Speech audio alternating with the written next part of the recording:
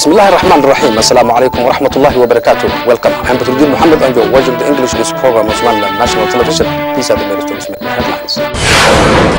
Somaliland President, His Excellency Ahmed Mohamed Mahmoud Silanyo, hosted members from Sheffield City Council at the presidency.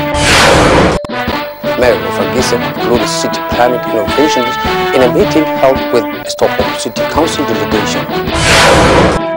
Italian President Napolitano resigns.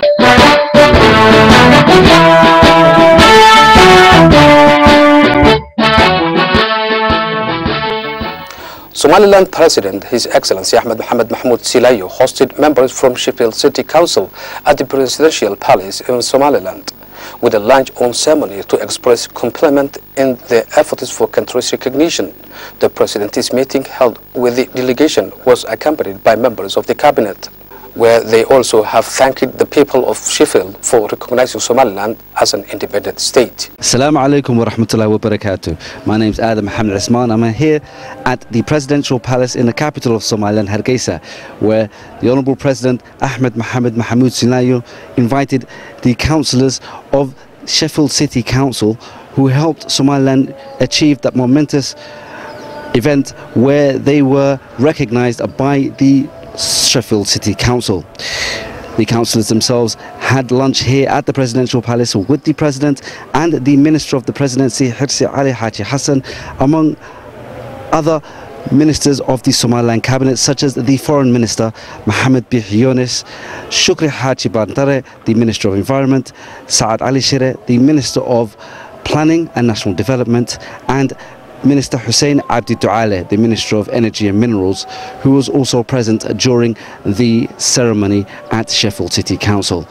Following the lunch, the councillors and the Minister of Foreign Affairs and the President of Somaliland, Ahmed Mohamed Mahmoud Silanyo, provided short speeches to discuss the event that took place in Sheffield earlier in 2014 and their experience of Somaliland since their arrival just a few days ago. And in their speeches they said, "It's a great pleasure for me to be here and to thank Sheffield Council for their support, for their sort of great support for Somaliland, for the recognition of Somaliland. It is a great example. It's setting a great example for others, and we hope others will follow very soon. And we are very, very grateful indeed. The people of Somaliland have been struggling for independence for a very long time, and they have done a great deal to advance this country and to move it forward. And we are determined we are going to win our independence and our recognition from the international community, inshallah, very soon. And it will continue with that struggle. And we are very grateful for all those who give us their support and give us their hand, and give us a hand in this struggle for recognition, for seeking recognition and independence. Thank you very much indeed, and we thank you all for the support you have given to us. And please pass our regards to your people and to the people you represent everywhere. Thank you very much indeed. The First Lady, distinguished guests and councillors from Sheffield, ministers, it's an honor for all of us as Somalilanders to welcome you here to this country today. Your efforts in promoting the independence and the recognition of Somaliland was warmly welcomed by the Somalilanders. We as Somalilanders very much appreciated all the efforts that you have made.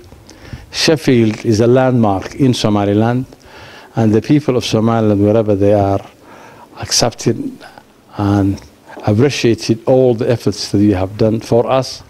Somaliland is a nation that's peaceful, democratic, and ready for its own independence.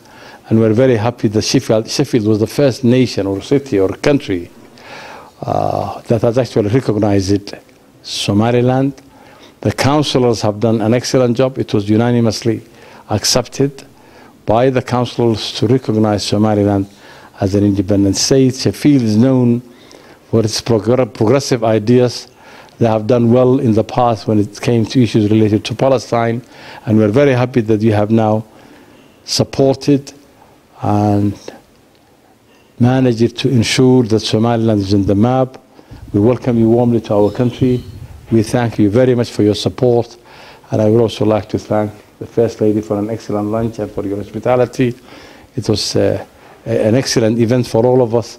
And I think on that note, I would like to give the floor to you, Mr. Maruf, to say a few words. Thank you very much. Somaliland Minister of Fisheries and Marine Resources unveils a newly established fishing equipment store in Parpara. The Minister of Fisheries and Marine Resources, alongside the Director General for the Fisheries Ministry, today officially cut the ribbon of a newly established business center for fishing equipment in Sahel regional capital city of Berbera. Fishery Minister Ali Jama' Bured, speaking at the opening in the port city of Berbera, described the significance of these kinds of business centers. He mentioned how the operations at the port and the businesses in close proximity will benefit by increasing opportunities for fishermen. Likewise, the minister pointed out that this new store will cover the demand for fishing equipment to enhance the general fishery activities in Somaliland. Speaking about these issues, the minister said, we are here to open this new store which will provide modern and cheap fishing equipment for Somaliland fishermen, which will enable them to increase their fishery industries. And this is the first tool reached here, where this store will be a marine central equipment facility. Berbera fishermen members warmly welcomed the new store and spoke about the importance of these modern tools for Somaliland. They also underlined that Somaliland Ministry of Fisheries and Marine Resources provides a practical and technical assistance for fishermen to develop the local fishing industry. Professor Ahmed Ismail Samatur gave a lecture to CSI students. The lecture took place at the CSI Center and was attended by hundreds of students.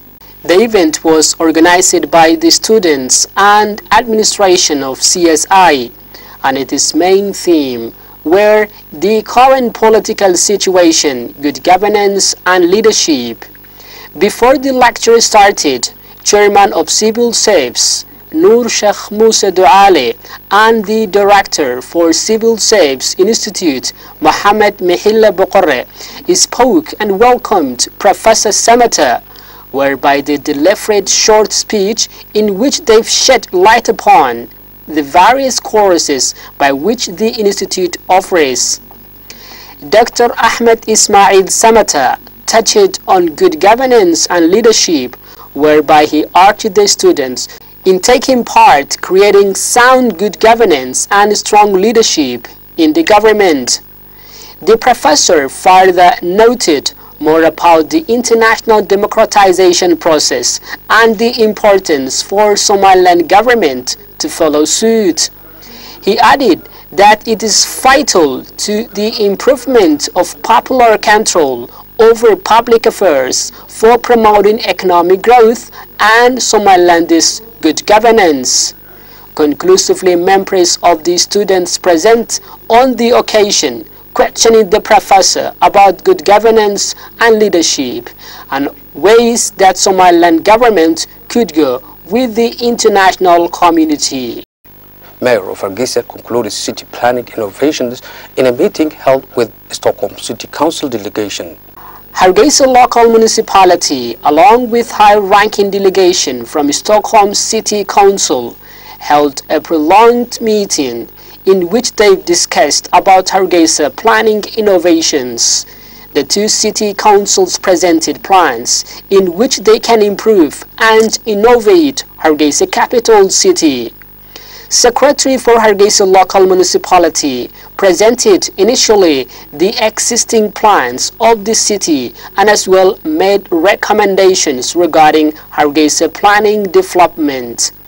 Once the meeting ended, Abdurrahman Soltelko, Mayor of Hargeisa capital, accompanied by the Secretary of Stockholm, delivered keynote speech to the media and elaborated areas in which they could cooperate and ways to increase the diplomatic ties of the two cities. You are still watching the English news program on Somaliland National Television, the only Somali-speaking channel with an English news program. And now for our international headlines in detail.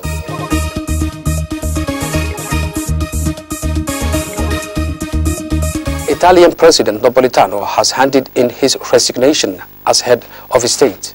The government accepted the 89-year-old resignation on Wednesday. Italian President Napolitano has handed his resignation as the head of state. The government accepted the 89-year-old's resignation on Wednesday. He had served as an unprecedented 9 years as the country's head of state, but said his advanced age had made it increasingly difficult for him to perform the duties of his office.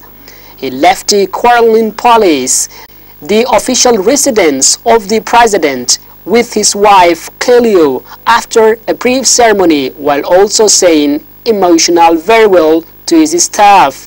He was dubbed King George by the Italian press for his influence on national politics. The role of the president is seen to be mainly ceremonial, but Napolitano has never afraid to speak out. The man who was first elected to parliament 61 years ago and stayed there for 10 legislatures was known for his discretion and his preference for working behind the scenes. He was described as a real statesman, fair-minded, and a true believer in democracy. Turkey arrested 2 police officers of a murder of Armenian journalist Hrant Dink. 2 police officers have been arrested in Istanbul and charged negligence in connection with the 2007 murder of Armenian journalist Hrant Dink. The 2 have been charged with failing to carry out an effective probe.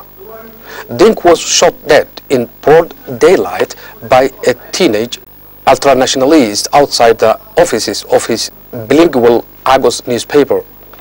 Turkey's top court has ruled the investigation into the killing had been followed, paving way for the trial of state officials who could be implicated in the murder. That's all news we have for you tonight. Until next time, goodbye. Assalamu alaikum wa rahmatullahi.